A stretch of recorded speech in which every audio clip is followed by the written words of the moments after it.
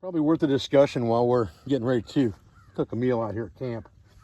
We're gonna cook a rabbit up today. And so this is basically the box that I keep all of my camp cook gear in for this series. And I've got the bedroll cook set on top of that. And I also have the bedroll squirrel cooker. Now I've taken the steak out of this equation for the bedroll cook set because the steak for the squirrel cooker is compatible with these components as well. So you can multifunctionally use them together if you choose. So I've got that and the rack, and then I've got a box of basically all stainless steel cookware. I've got a cook rack here. I have a small bush pot, a large bush pot, a couple of bowls, a mug, several plates in case I've got more than one person in camp, and then the skillet, cutting board, and some other utensils that we'll go over a little bit at a time as we're going through this series. And then I've got a couple aluminum handles here, like we sold on our website, that can be used in conjunction with these to create a makeshift skillet if needed as well. Again, if there's multiple people in camp. So we'll talk about these contents as we go while we're making some of this food. The first thing we're gonna need is this large bush pot. This large bush pot really comes in handy for things the size of a rabbit or a squirrel that you're going to kind of boil in the beginning and then let simmer for a little while to soften the meat up. Rabbit meat is not something that you want to cook very quickly because it has a lot of musculature and tendons in it and not much fat. If you cook it very quickly, it's going to become tough. So you're not going to want that. You're going to want to cook it slow. So if you boil it in the beginning and you get that going, then you can later on bread it, fry it, cook it however you want to, bake it. We're going to talk about that as we go today. But the first thing we're going to do is get our rabbit ready. I've got a cutting board I put on top of this box. This is basically my working box that I used to cook out of with a Mora knife, and I'm ready to rock and roll. Okay, for sake of simplicity, I've just got a tripod here for over the fire, and I can adjust the height of this easy enough just by lifting the tripod legs or spreading them out a little bit. I don't need a bunch of fancy adjustment, but this is just something I don't have to carry in. I can make off the landscape very quickly. It works very well. Toggle through a Marline spike hitch, simple tripod lash. Nothing to it. I can use it over and over again for things like this. All right, so we got our rabbit in there now. And we want to boil this water, and then we want to let it simmer. We don't want to just let it sit there and boil and boil and boil. We're not really trying to boil the meat, kind of parboiling it. We're going to boil it, and then we're going to let it simmer for a little while, and then we're going to cook it in its final state. So, patience is the key now. Okay, now we've got it to a rolling boil. Now we want to accomplish the simmer. So we're just going to pull it up so it's still getting heat, but not enough heat to boil it, just enough heat to keep it hot. And we can raise and lower our tripod accordingly until we see that the water's not boiling anymore. Just watch it for a minute. There we go. Now we don't have that rolling boil anymore. We've got a little residual boil going on in there, but we don't have that rolling boil anymore. So now we're going to let it sit in that for about 30 minutes. So now we're going to kind of spread things out in this fire bed a little bit more. That's going to keep our fire down away from our pot. And we're going to begin to create a bed of cooking coals here that we can use to cook the rest of our meal. All right, so we've got a pretty good bed of cook coals built up over there, and we've got part of our swing arm bedroll cook set up. We've got the rack on there so that we can use that with our skillet to cook this rabbit. We're going to make up some batter that we're going to dip this in real quick. We've got our squirrel sitting over here, parboiled. It's changed color now, but it's not cooked all the way through. And that's what we were looking for. So now we're going to split this in half, and we'll do that with our knife here in just a minute. And then we're going to make up a batter that we're going to put on this, and then we're going to get in a skillet and go from there. Hang on. Now we're going to batter this dude up a little bit and pan fry it. We've got a nice bed of coals built up right over there with our bedroll cook set, the swing arm from our bedroll cook set attached to the stake so that we can use that for our frying pan. We're going to talk about the heat here real quick on this. When you're looking for heat on a campfire, you want to figure out where you're going to put that skillet, what the height of that skillet's going to be, and then how long can you hold your hand in that spot. If you've got to remove your hand almost immediately, you've got high heat. If you've got 2 to 4 seconds at that height, you've got medium heat. If you've got 8 to 10 seconds at that height, you've got low heat. So right now, we've got a high heat scenario right there. So it's a little bit hotter than we want to cook. So we'll just bring this swing arm up a little bit and go again. Now we got that 2 to 4 seconds of medium heat. So that's about the adjustment height we want for the current level of fire that we have. Guys, I apologize. We lost an entire segment of video here. So how did I get to this point? All right, I apologize. Let me see if I can find the things I'm looking for here. All right, I have a bag of whole dried eggs, and I measured enough of them out into a bag that it looked like there would be a couple of eggs in there, and added water to that, and then I mixed it up with my hands, kneaded it in the bag to give me an egg batter. Then I took a bag of $1 peppered gravy from Walmart, and I dumped it into another bag, and I added some garlic pepper seasoning, and I then breaded that battered rabbit in that breading. I'm gonna sprinkle just a little bit more on this rabbit here in the pan. Okay.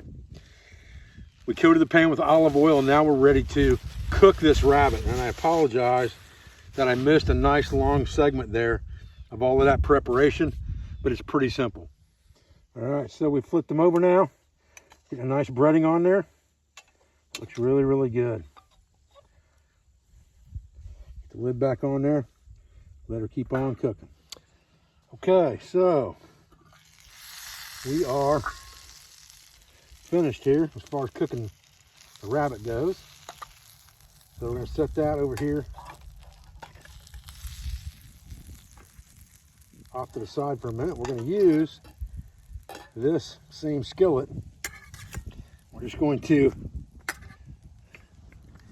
add a little water to it, just like that. And leave all those good things in there. Anything stuck to the bottom, we'll just scrape it real quick. Beauty of this swing arm cook set, I can move it out of the way to stir things up in that fire if I need to get a little more heat in there. Now, and let this water heat up, and then we're going to put some instant potatoes in there. We use about a half a bag of these sour cream and chive Idaho and potatoes. We'll take that and have that with our rabbit. Okay, let's take a few of these Idaho and potatoes here. Find the tear spot on the bag here. Sometimes that's tricky. We're not going to use them all, so we won't rip the bag completely open. We're just going to, again, I'm not much for measuring, so I shake them in, stir them up. Too thick, add water. Too thin, more potatoes. Pretty simple stuff. We got some pretty high heat here because we caught flame here. We don't want to burn these potatoes, so we'll be really careful about this.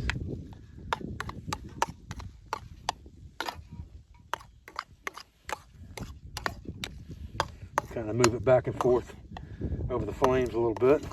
Another advantage to the swing arm is you can swing it pretty easy, just pushing weight down on it.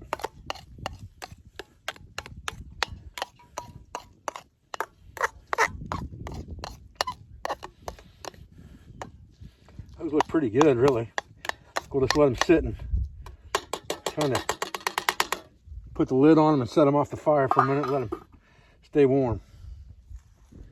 Now, if you need to adjust this rack and you don't want to grab it, all you got to do is just slide it up the pole. Just take your other hook. This is the other hook for that same cook set. And just drag that thing up the pole to adjust your height. Now, while we're letting our potatoes just stay hot for a minute to get ready to go so that we're ready to eat, we're going to add a little bit of wood to this fire. And again, we're going to get some more water over the top of this fire because we still got to clean these dishes. So we'll take this opportunity to get the fire built back up and boil some water and get that going. Drop this right down on top of that fire. Again, the beauty of the tripod is you can raise and lower it pretty easy without messing around too much. Well, looks like a pretty good lunch. About to find out here. Take a bite of these potatoes, see how they turned out. Oh yeah. Now let's kind of see how this rabbit is. Let it cool down pretty good here. Oh yeah. Oh yeah. Oh yeah. Oh yeah. Delicious. For sure. That's good.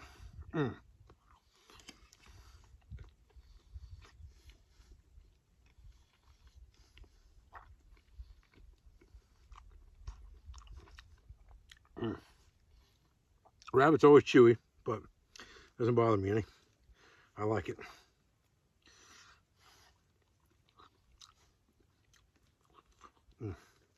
So one of the things I wanted to do in this series is I wanted to use more modern type accoutrements and supplies in this trapper's camp.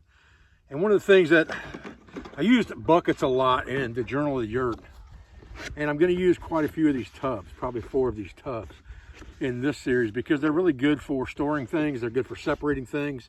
They're good for washing things up in. They're good for cleaning game and separating pieces of parts, things like that, and keeping them off the ground. They're just good for so many things that I picked up 4 of these Sterilite tubs to use.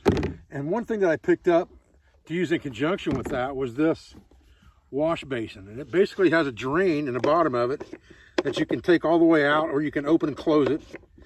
Turns clockwise and counterclockwise for that.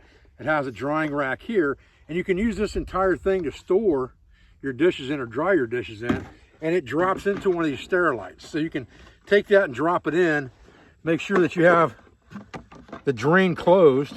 Once you have the drain closed on this, you basically have a kitchen sink. So we'll just get some hot water in this dude and get our dishes in here from today.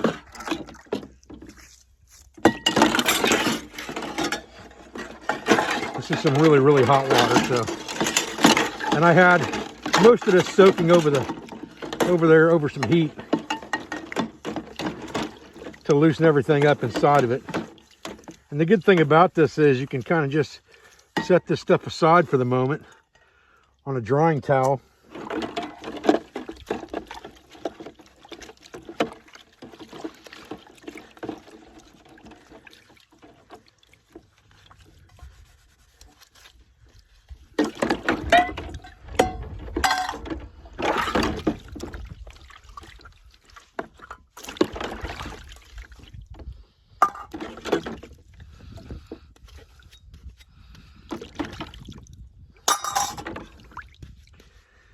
And the beauty of this, really, is that you can drain the water from it by opening the valve.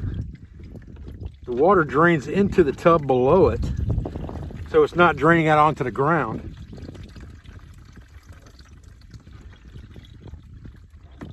And once you've drained the water out, you can just plug it back up, and you can basically store or dry dishes that you just washed.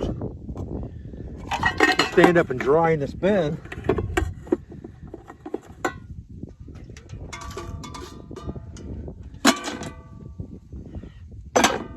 Until you get ready to use them again, and then you can take your gray water and dump it somewhere else. All right, guys, well, that pretty much wraps it up for this afternoon. Just a little bit on some of the cookware that I've got here at the camp, cooking a little bit of rabbit potatoes for lunch, and how I'm cleaning up after the fact with the dishes and things like that, and then disposing of the gray water away from my campsite. I appreciate you guys joining me for part 2 in our trapping series. I thank you for all of your views, for your support, for everything you do for our school, for our family, and for our business, all of our sponsors, instructors, affiliates, and friends. And I'll be back with another video from the trap line as soon as I can, guys. Thanks.